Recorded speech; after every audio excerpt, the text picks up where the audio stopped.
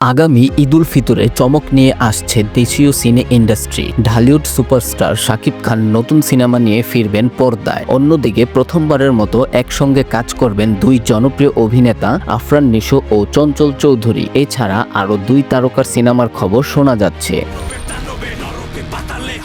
এই ঈদে superhit cinema Dhallywood megastar Shakib খানের তাণ্ডব। সে রেশ কাটতে না কাটতেই আরেকটি দুর্দান্ত গল্পে সিনেমায় চুক্তিবদ্ধ হলেন এই নায়ক। 90 দশকে ঢাকার আন্ডবল নিয়ে নির্মিত গল্পে দেখা যেতে পারে তাকে। এই সিনেমা দিয়েই ছোট পর্দার নির্মাতা আবু হায়াত মাহমুদ প্রথমবারের মতো পা রাখছেন বড় পর্দায়। সিনেমার গল্প লিখছেন মেজবাউদ্দিন সুমন। মুখ্য চরিত্রে থাকবেন শাকিব। 2026 সালে ঈদুল ফিতর উপলক্ষে এটি মুক্তি দেওয়ার পরিকল্পনা রয়েছে।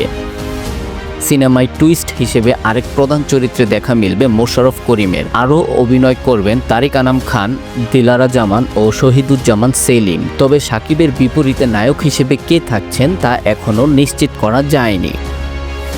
এইদিকে এবারের ঈদে দাগির পাশাপাশি শাকিবের তাণ্ডবে দেখা মিলেছে জনপ্রিয় অভিনেতা আফরান নিশোর। এবার দম নিয়ে বড় পর্দায় ফিরছেন তিনি। সত্য ঘটনার অনুপ্রেরণায় সিনেমাটি নির্মাণ করেছেন রেদওয়ান রনি। মুক্তি পাবে আগামী বছরের ঈদুল ফিতরে।